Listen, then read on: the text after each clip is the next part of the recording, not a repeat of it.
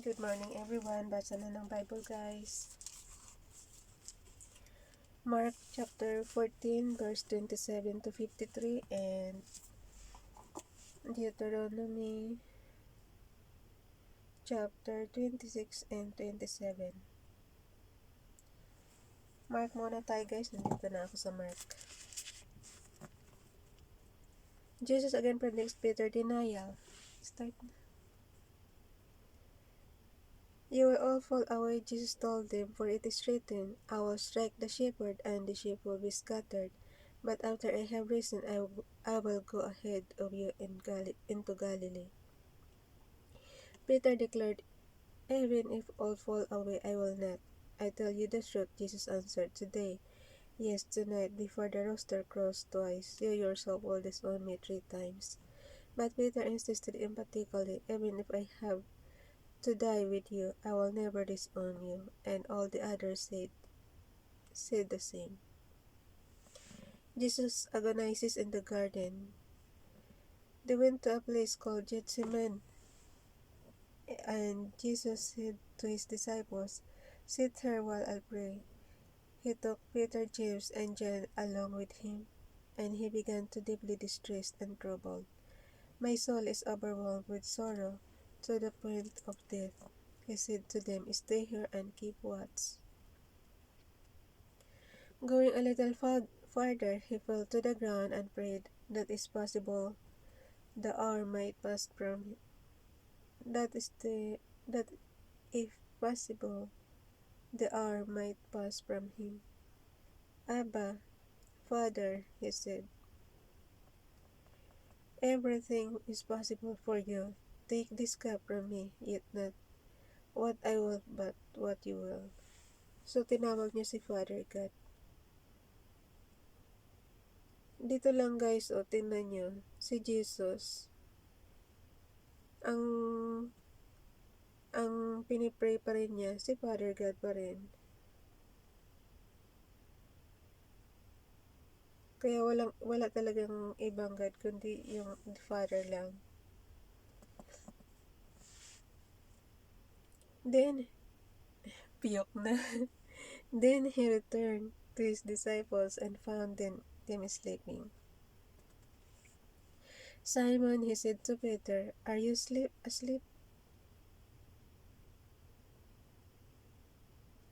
Oh, Simon, he said to Peter. Simon pala ang pangalan ni Peter, guide. Are you asleep? Could you not keep watch for 1 hour?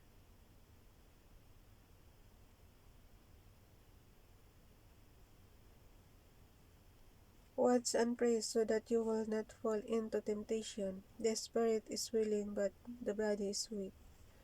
Once more he went away and prayed the same thing. When he came back, he again found them sleeping because their eyes were heavy. They did not know what to say to him. Returning the 3rd time, he said to them, are you still sleeping and resting? Enough, the hour has come. Look, the Son of Man is betrayed into the hands of sinners. Rise, let us go. Here comes my betrayer. Jesus betrayed and arrested. Just as he was speaking, Judas, one of the 12, appeared. With him was a crowd armed with swords and clubs, sent from the chief priests, the teachers of the law, and the elders. Now the betrayer had arranged a signal with them. The one I kiss is the man. Arrest him and lead him away under guard.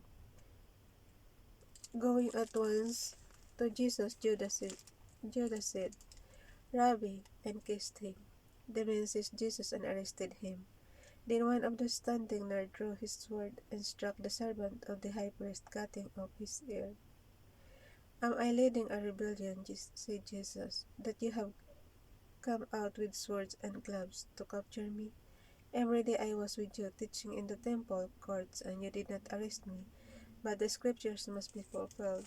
Then everyone deserted him and fled. Oo nga naman, araw-araw siyang kasama. Kasi ang nagpaano rin sa kanya guys is mga priest din.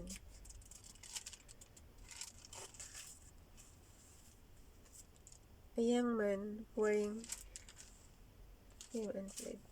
A young man wearing nothing but a linen garment was following Jesus. When they seized him, he fled naked, leaving his garment behind.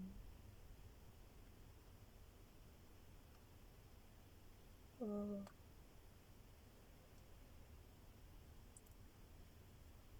Caiaphas questions Jesus.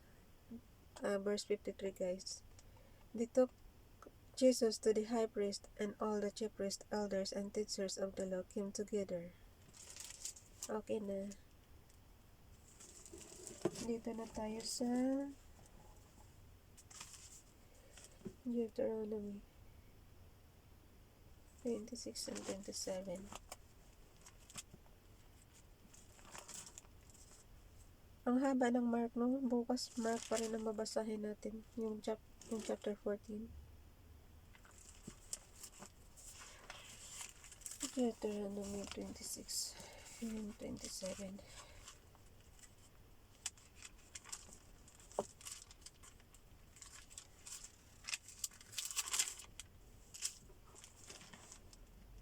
First fruits and tithes.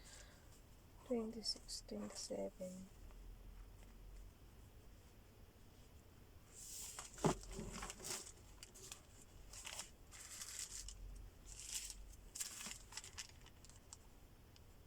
Lagyan ko na muna ng label, guys.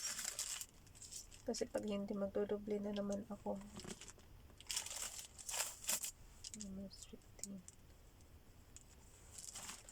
Mahina na memory ko, mahina pa mata ko. Verse 15. Ganun talaga.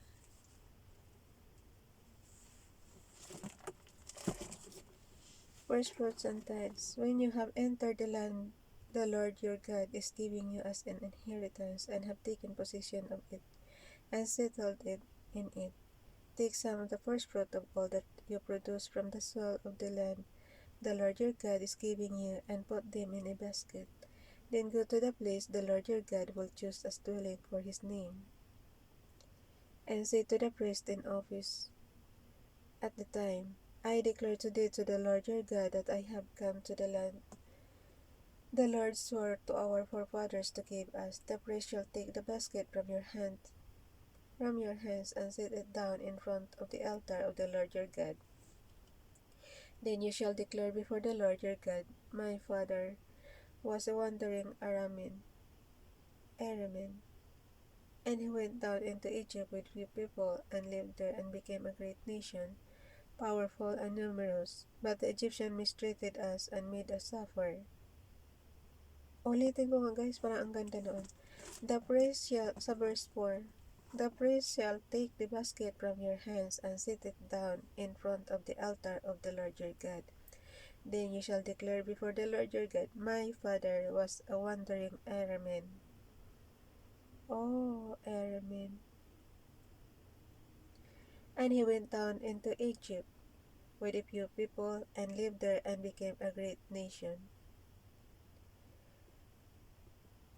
powerful and numerous. But the Egyptians mistreated us and made us suffer, putting us to hard labor.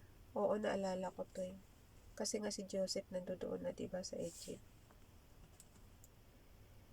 And ang pagkaalam ko nga nito is parang naano yung Egyptian na nabahala sila kasi dumarami yung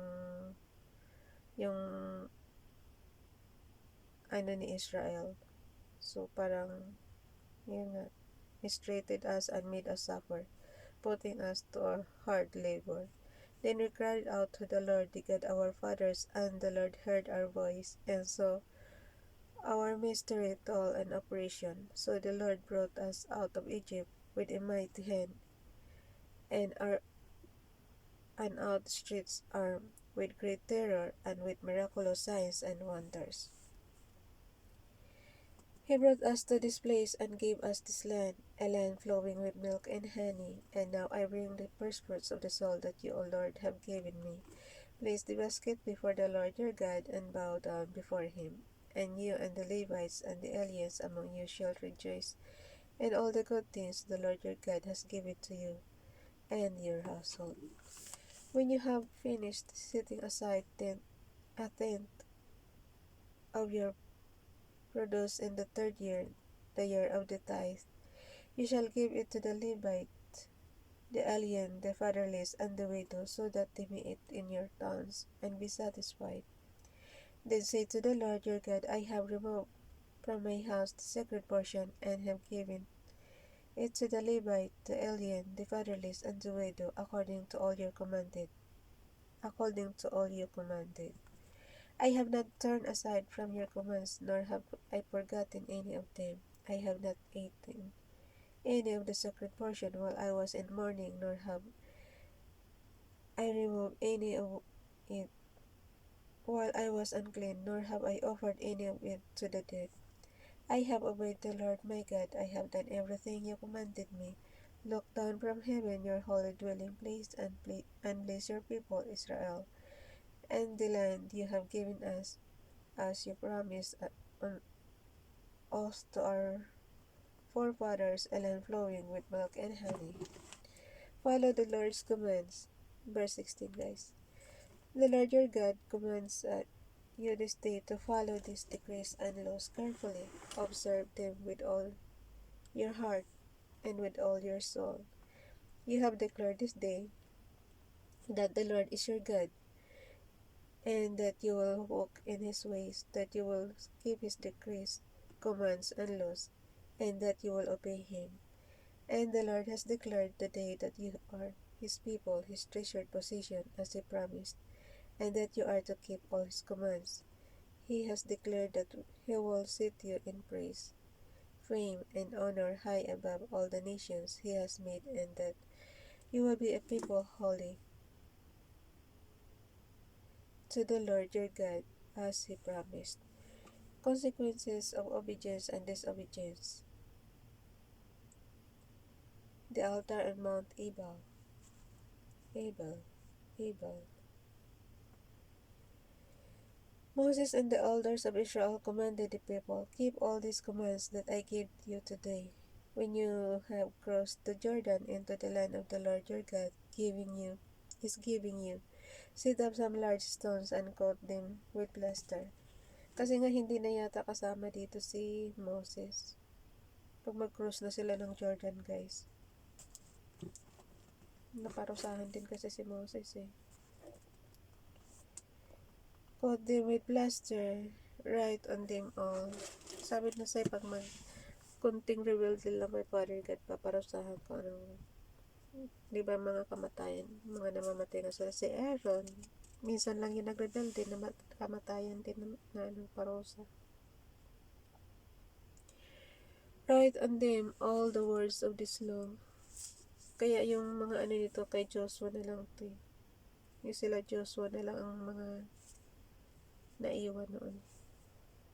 Write on them all the words of this law. When you have crossed over to enter the land the Lord your God is giving you, a land flowing with milk and honey, just as the Lord the God of your fathers promised you. And when you have crossed the Jordan, bulol na ako. Matatapos na lang tayo sa 27 na guys eh. Chapter 27 na tayo. And when you have crossed the Jordan, set up these stones on Mount Ebal, as I command you today, and coat them with plaster. Build there an altar to the Lord your God, an altar of stones. Do not use any iron tool upon them. Build the altar of the Lord your God with fieldstone, and offer burnt offerings on it to the Lord your God. Sacrifice fellowship offering there, eating them, and rejoicing in the presence of the Lord your God. And you shall write very clearly all the words of this law on these stones you have set up. Curses from Mount Ebal. Then Moses and the priests who are Levites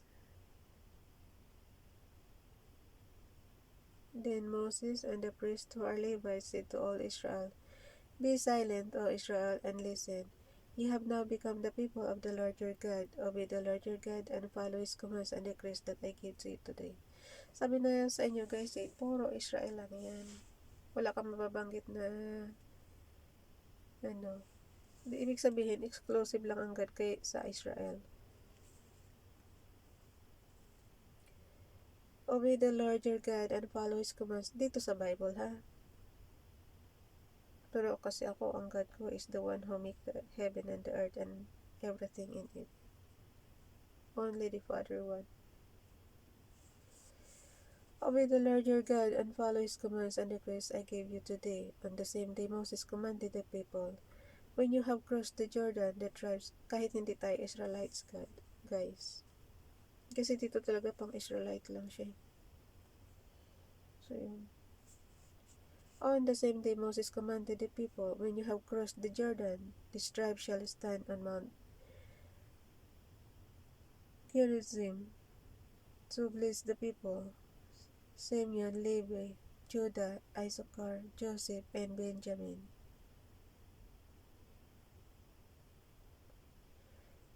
Ito si Joseph at si Benjamin. Ito si Joseph at Benjamin, anak to ni Rachel tsaka ni Israel. Yung original na mahal niya. Mahal ni Israel. And this tribe shall stand on Mount Ebal. Kasi si Benjamin ang bunso, diba? Ni Israel.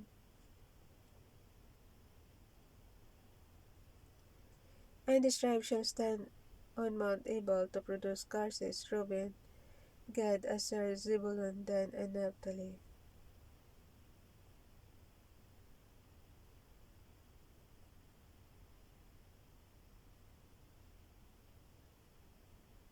Ang magpo-pronounce ng curses. Ang mag-ano ng blessing sila 1, 2, 3, 4, 5, 6, 6. And then, dito naman sa magpo-pronounce ng curses, 1, 2, 3, 4, 5, 6, tama, 12. Alam mo, wala lang dito si, yung anak niyang babae. Reuben, Gad, Asher, Zebulun, Dan, and Naphtali. May anak na babae si, diba? Si Israel, si Dina. Yan, hindi lagi kasama sa sinusulat dito.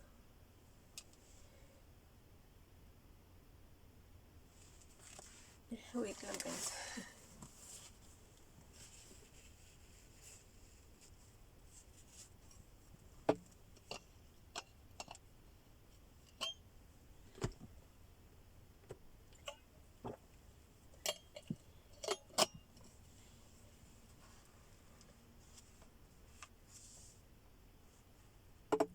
So, yan. Ang magpapronounce ng curses, guys, is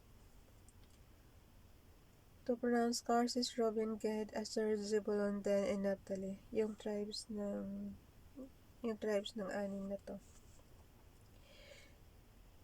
Pero walang tribe si Levi, di ba?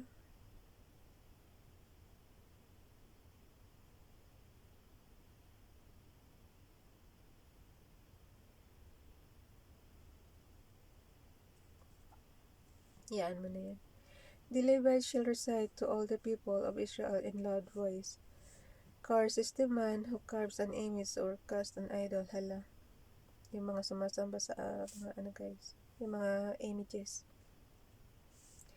A thing detestable to the Lord, the work of the craftsman hands, and sets it up in secret. Then all the people shall say, Amen.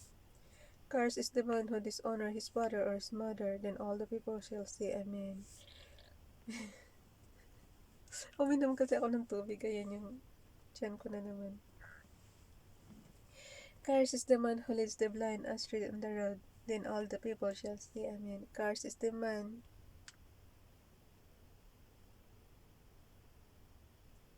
which holds justice from the alien, the fatherless, or the widow. Then the people shall say, Amen. Cursed is the man who sleeps with his father's wife, for he dishonors his father's bed. Then all the people shall say, Amen. Cursed is the man who has sexual relations with any animal. Meron talagang nakikipag-sex sa animal, guys. Kinakars yan. Hindi, lagi siyang kasali eh. Then all the people shall say, Amen. Cursed is the man who sleeps with his sister, the daughter of his father or the daughter of his mother, then all the people shall say Amen. Cars is the, ilan ba to? 1, 2, 3, 4, 5, 6, 7. Cars is the man who sleeps with his mother-in-law, then all the people shall say Amen. Cars is the man who kills his neighbor secretly, then all the people shall say Amen. Cars is the man who accepts a bribe to call an innocent person. O yung mga bayaran dyan na mga hard killer, ka-cars yun. Then all the people shall say Amen. Cars is the man who does not uphold the words of this law of carrying them. Then all the people shall say Amen. Bye everyone. God bless.